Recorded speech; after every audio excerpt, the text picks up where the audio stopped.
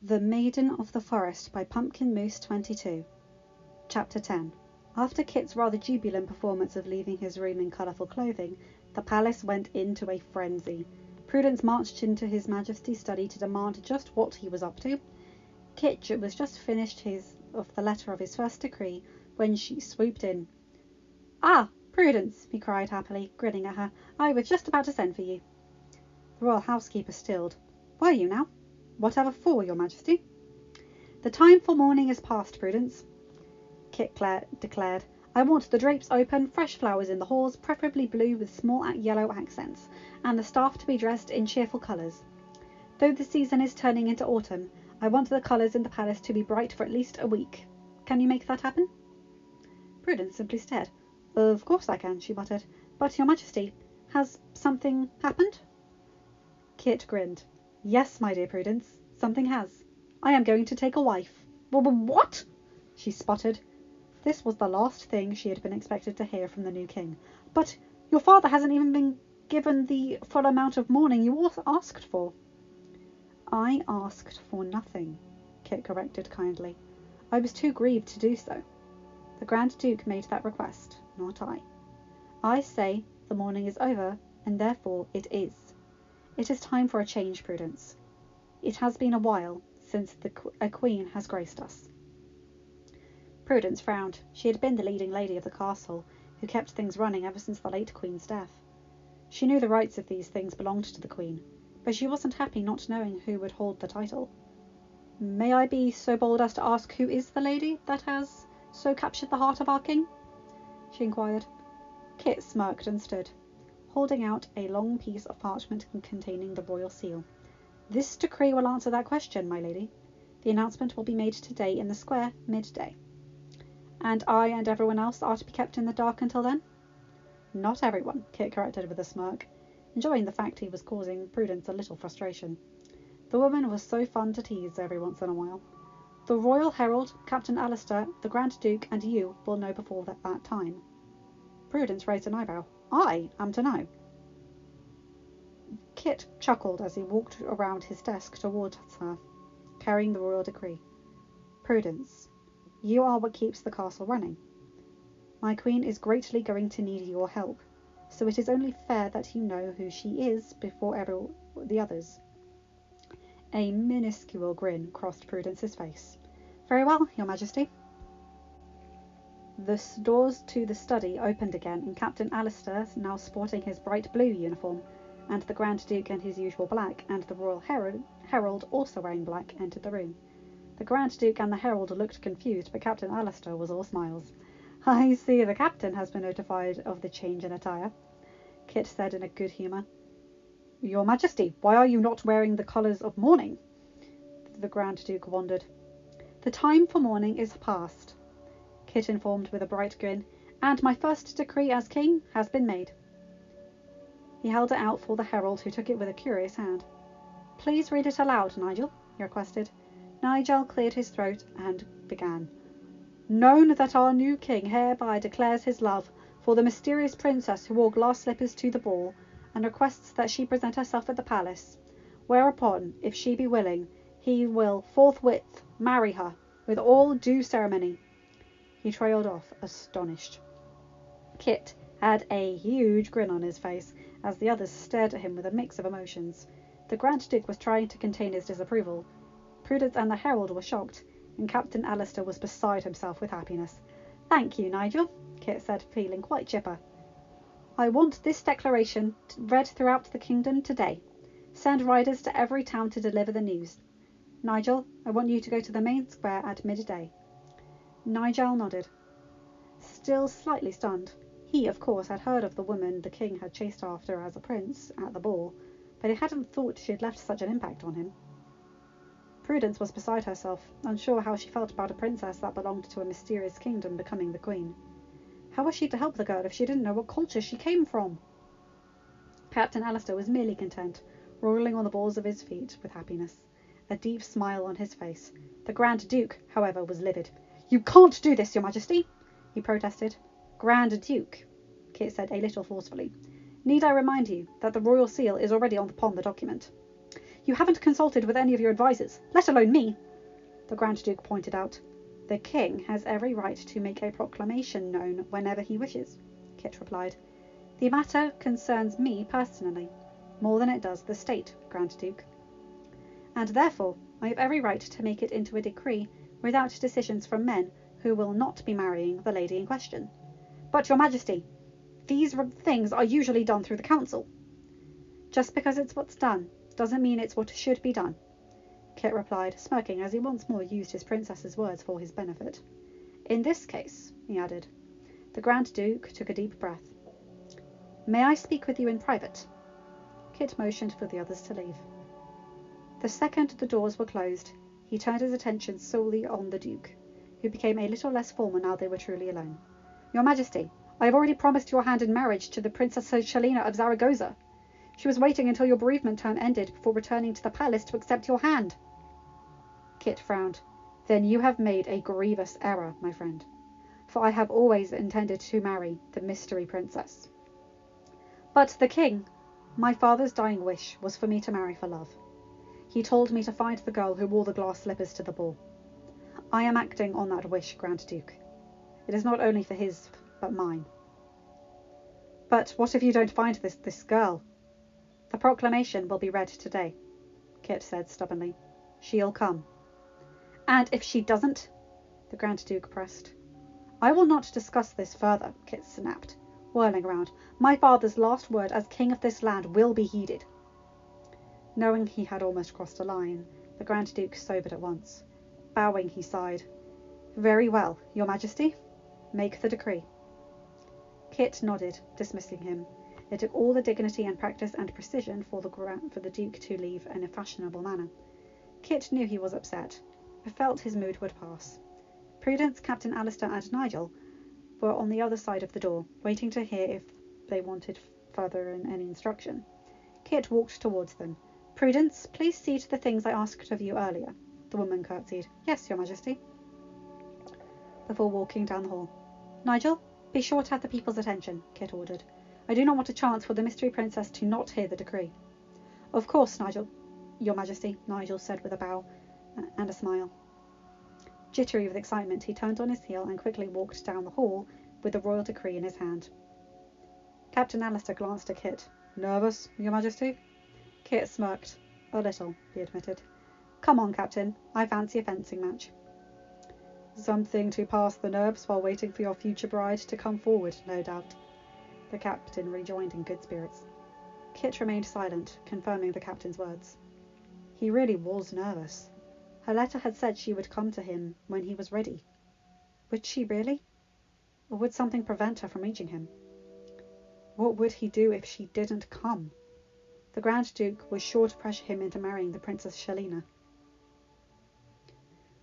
What do I do if she doesn't come, Alistair? He asked several minutes later. The two of them were in a huge room, changing into fencing attire.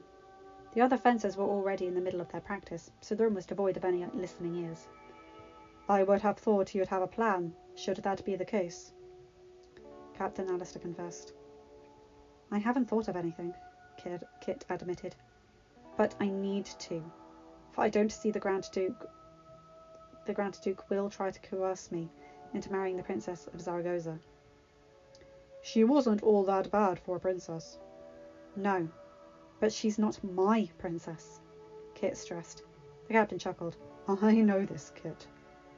Well, if she doesn't come, what information you do have could help you search her out. Kit frowned, thinking hard. Then there was his theory about the fairy folk. But would the captain scoff? It wouldn't hurt to try. I have a theory, Kit muttered. Oh? Captain, what do you know of the fairy folk? Captain Alistair stared. You're not suggesting that your mystery girl is a fairy? Kit, there will be many who believe you under some spell if that were the case. I am not under any spell, Kit gently reprimanded. And I'm not sure if she's a fairy or not. Then why are you considering it a possibility? Everything I know of her is a mystery. I met her in the middle of the woods, riding a horse without a saddle or bridle. Fairies treat creatures as equals. She disappeared from the ball due to reasons concerning lizards and pumpkins and things. No ordinary person would associate these with things such as these. And then the flowers I found in the tree with the note appeared to be fresh, as if they were picked the same day through the letter. It clearly was written right after my father's passing. Captain Alistair pulled on his white glove, frowning. Well, she definitely seems different than one would consider normal. Yes, but it isn't repulsive, Kit defended. She's enchanting, Captain Alistair suggested. Well, yes. The captain bit his lip. Kit, though I have no problem with a fairy princess, there are bound to be several people who are very wary of those belonging to that particular race. There are some areas where magic is considered taboo. I understand this, Kit replied, frustrated, but I don't believe my princess has any ill intent. Yes, I know. You've said before. You believe she desires to be loved for who she is. The people just need to become familiar with her, Kit encouraged. Once they meet her and see her how I do, they will understand the strength, goodness, and positivity she will bring as queen, fairy princess or not. Captain Alistair couldn't argue with him there. The people would let their voices be heard. He just prayed that their words were positive instead of resentful. He wasn't sure if this princess was a fairy race or not, but the way she always seemed to appear and disappear gave him great suspicion that she was. He would reserve his judgments on whether or not she was worthy of his best friend or not, after she acted on the royal summons, sure to be read in a few short hours. Kit and Captain Alistair fenced for nearly 2 hours before Kit decided to take a break for lunch. He ate alone, being too jittery to eat with the other noblemen and lords. He was halfway through his meal when there was a knock on the door. Kit glanced at the clock in the corner. It was past noon. His heart flew into his throat, and he practically fell over himself as he rose from his chair and ran to the door. Yes? He asked, throwing it open. The Royal Herald leapt away from the door in surprise. Wow! Oh, sorry, Your Majesty. I wasn't expecting the door to open like that. Sorry, Kit muttered, regaining his composure. Please, Nigel, come in. The herald walked inside and stood in front of the table where Kit returned to his seat, his meal now forgotten. I apologise for interrupting your meal, Your Majesty. Think nothing of it, Kit said with a wave of his hand. Was the message delivered? It was. How did the people respond? Did anyone come forth? Kit demanded breathlessly. Nigel had to contain a smirk. The king sure was eager. The decree was well received, Your Majesty.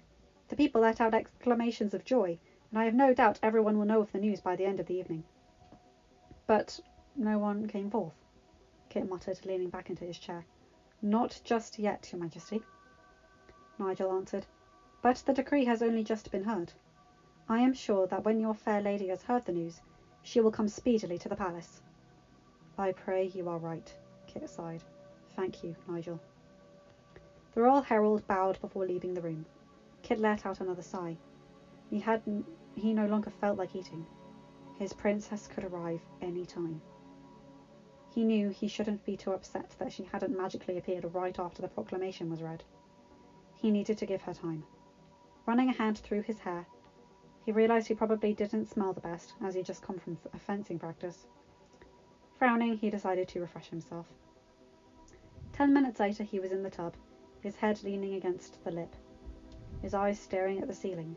He had given the orders that he was not to be disturbed unless someone was bringing news of the mystery princess.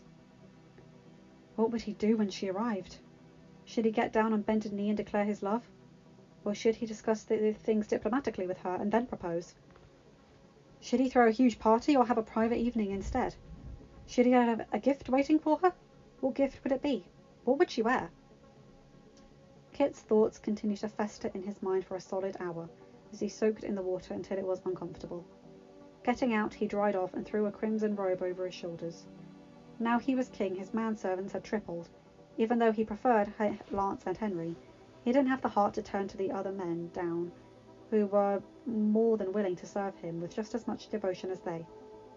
Pulling on the robe, Kit opened the door, waiting until George and Samuel appeared. They were older than Kit, men in their 40s, with kind countenances and severe loyalty to the royal family. They had both served the previous king for many years, and were more than honoured to continue that service to the new monarch. George was tall and thin, with bushy brown eyebrows and a small brown eyes bowed to him. "What may we do for you, your majesty?" Samuel, a slightly rotund man with a cheerful demeanour and beady blue eyes, nodded encouragingly, displaying his eagerness to serve. Kit smiled at the two. Has there been any word? He hadn't meant to ask that question, but it was on his mind. George contained a knowing smile as he shook his head. "I know you are eager, your majesty, but I am afraid none have stepped forward just yet." Kit sighed. "Very well. Samuel, will you kindly bring me the documents on to my desk? George, help me pick out something to wear. I fear I cannot think very well at this moment." Samuel speedily left the room while George walked over to the closet. "Was there a certain style you were leaning towards, sire?" "Anything will do," Kit sighed as he walked over to his bed and sat down beside the table, displaying the glass shoe, flowers, and a note. "Perhaps something to impress your majesty?" Kit suggested with a smirk. The king was completely head over heels for this girl, and it was somewhat endearing to the servants to see him so filled with such longing for love. "That would do," Kit muttered, distracted.